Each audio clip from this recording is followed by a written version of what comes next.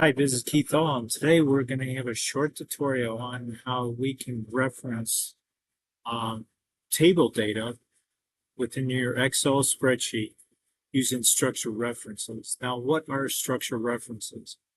Basically, it refers to a range of cells, in this case over here, in a structured table by using a table name and a column headers.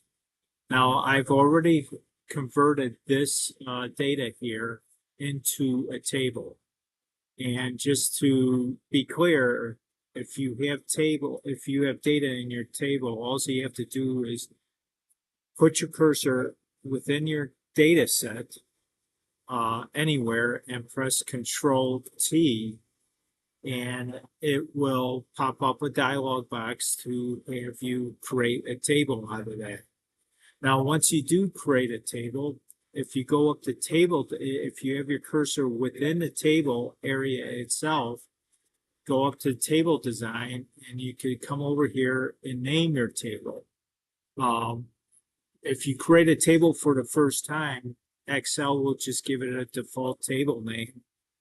If you want to be more descriptive in your table names, just type in whatever you want. In this case, I called this product data. So now how can we reference, let's say, this data anywhere else, whether it's in another sheet tab within your workbook, or in this case, in the same sheet itself. So what I'm going to do is I'm going to come over here and we're going to reference this.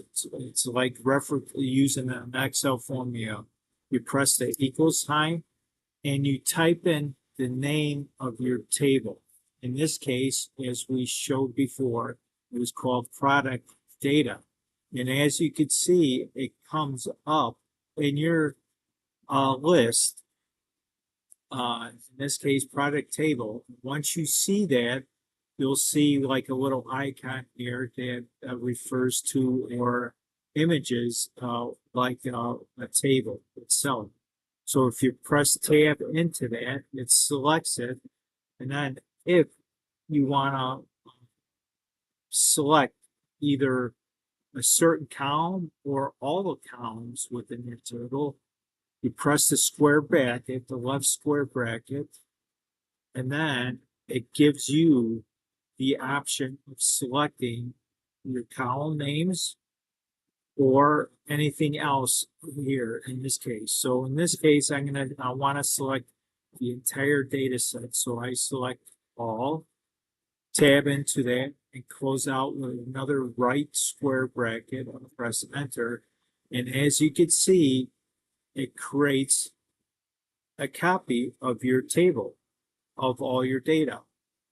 So if you want to go a step further, and let's say you just want to filter out certain rows within this table over here, we could use the filter function. Now I've already set up a section here.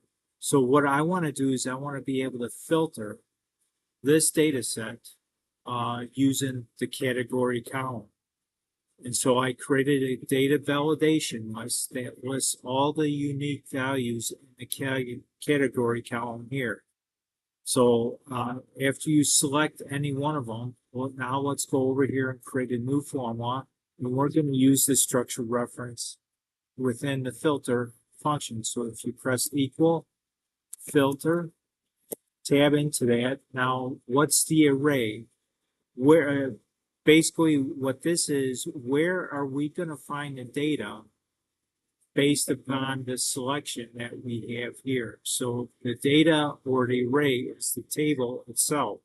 So I'm going to reference it using a structured reference. Product data, select that. And now I'm going to go to the next argument. What do we want to include? We want to include all the categories. Well, include the categories that's equal to whatever I select here. So in this case, it's currently selected on electronics. So I want to pull all the rows from this table that have a category of electronics. So I'm going to go ahead and use the structure reference again. Product data, tab into that, use the square bracket, and I want to filter based upon category. So I'm going to select category, tab into that, and we want it to equal this value here. So you select that, close out the filter function, press enter. Now, as you can see, it pulls all the rows from this table based upon electronics, what that's equal to electronics. And as we can see, it just does that. So, and then let's filter by another category, books. It gets, you can see it's dynamically allows you to change the filter itself. So hopefully this this tutorial, short tutorial, gives you an example of how you could use structure references, what structure references are, and how you could set it up using a table. And the extra little tip was using the filter function, using structure references. Again, I want to thank you for stopping by today. Hopefully you enjoyed this tutorial and you learned something from it.